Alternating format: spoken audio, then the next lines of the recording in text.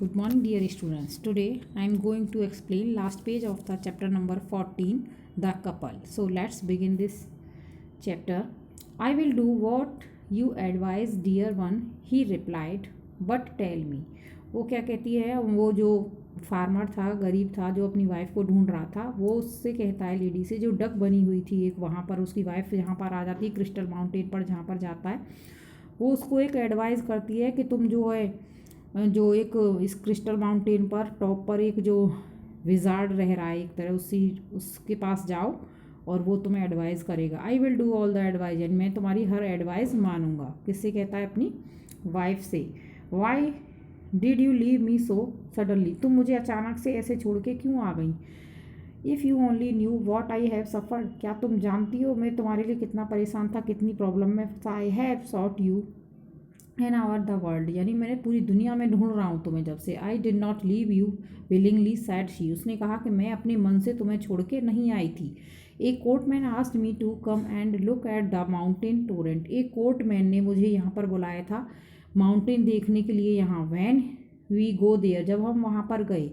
ही sprinkled some water over, उसने हमारे ऊपर कुछ, मेरे ऊपर कुछ पानी छिड़क दिया।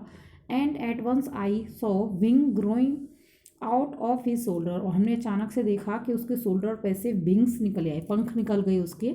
And he soon change his shape entirely, और जल्दी ही उसकी जो शेप थी, बॉडी चेंज हो गई into that of a drag, एक ड्रैगन बन गया वो तो। And I too became a duck at the same time, और मुझे उसने क्या बना दिया? एक डक बना दिया, एक बतख बना दिया था। एंड वेदर आई वुड और not know I was oblige to follow him, जब से मैं उसी के सारे ऑर्डर मान रही हूँ और उसको फॉलो कर रही हूँ। And whether yes here I was allowed to resume my own form, यानी जब मैं अपनी ओन फॉर्म में, असली शक्ल में आ गई हूँ जिसके बाद।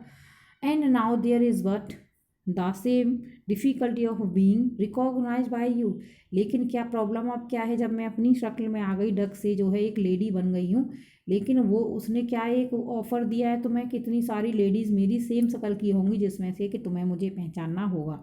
सो दे पार्टेड, और इतना कहते हुए वो अलग अलग हो जाते हैं। She too join the other women, और दूसरी औरतों के साथ चली जाती है जो 200 थी, उसी की शक्ल की एकदम same. He to continue his way to the crystal mountain, और वो कहाँ पर आगे चल देता है उसका husband? Crystal mountain. At the top he found 12 strange being sitting round a large fire, वहाँ पर जो है 12 लोग जो हैं वो एक चारों तरफ आके पास में बैठे हुए थे। They were the attendant of the king of the time, वो किसके अटेंडेंट थे? किंग ऑफ द टाइम के अटेंडेंट थे, उसको मानने वाले थे। ही सल्यूटेड देम रेस्पेक्टली, उन सबको वो रेस्पेक्टली सल्यूट करता है जाके। What do you want said they, वो सारे जो 12 लोग बैठे हुए थे आके चारों तरफ, हुए कि तुम यहाँ क्या चाहते हो, क्यों आए हो?